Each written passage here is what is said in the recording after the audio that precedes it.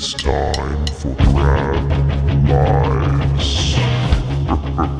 The biggest thing is the crisis of behavioral health, mental health issues. All the suicides were it's like one of the top 3 ways firefighters are going to die is through suicide. And that cannot be it, man. That is terrible. And so there has to be something, but under that suicide, and this behavioral health crisis we're dealing with is what's underneath that, these brackets. And one of the major brackets I truly believe is happening is chronic pain. Because how can you live in your body and be in pain and have good mental health? Yeah, it doesn't work. There's no fucking way, dude. So, and it's also, how I always describe it in what you said with the emotional body, If your emotional body is unsettled and you want to build a house on a rocky foundation, you never build a house on a sandy foundation. So if I focus on my emotional body first, clear out old trauma, generational trauma, and then all of a sudden feel home in my body, you can build onto it.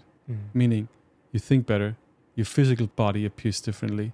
We've never been told to show emotions in the first place, especially as men. Suppressed emotions over time become physical. So you're in chronic pain, there's nothing wrong with you. You're not broken. You just have never addressed your emotions. And that might not be even from your life. They might just been passed on from your grandparents, grandparents, or from your parents. And someone has to deal with it. Eventually it's going to come out. So when I used to have crazy tight hips. I tried everything, yoga, years of yoga, stretching.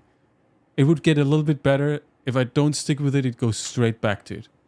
And now I understand it has nothing to do with emotion, with my physical body. It's all emotions. My lower back pain, all emotions.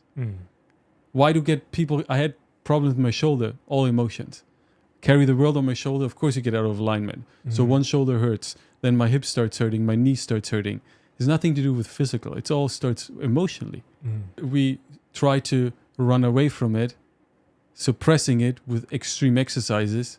What you do is you just put fire in that fire in that oven, because then everything starts hurting more, and then then the mental part comes in play as well, where all of a sudden I told myself, okay, something's wrong with me. So unconsciously I'm telling myself I'm broken.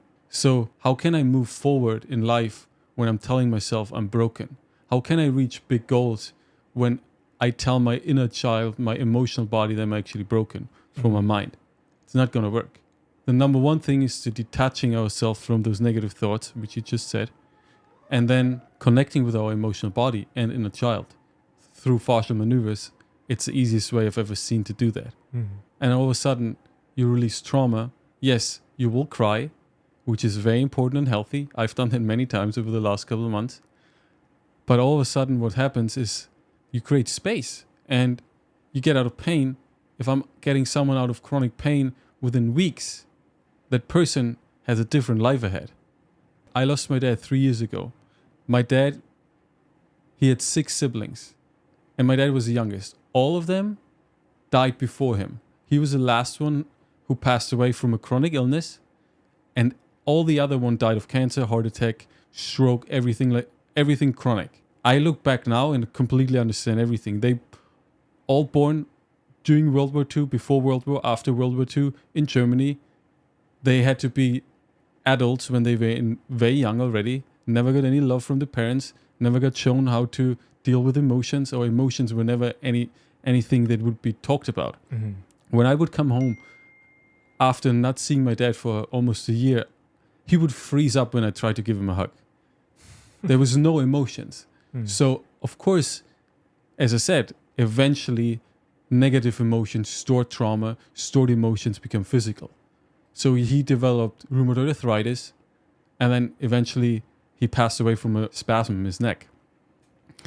But that all could have been prevented with what I'm knowing now. And as you said, like with firefighters in this whole department, even police officers, soldiers, anything like this, it's all, there's so much mental stress combined with chronic pain that eventually your body can't hold it anymore. So, and then you pull the trigger, as crazy as it sounds, because people, those men or women, they don't see a way out because they've been trapped in that most likely since they very little. They have those underlying emotions, underlying chronic pain all the time because, you know, our body only shows us where it's really hurting at that point, but there's multiple other areas where you don't even feel it. Because, okay, we need to fix this when I tell you where it's hurting, better focus on that so we can get you out of pain here. But most of the time there's so much more going on. And then you take pain medication and then you're completely numb. So it's a disconnect from the mental and emotional body and a big disconnect to our inner child.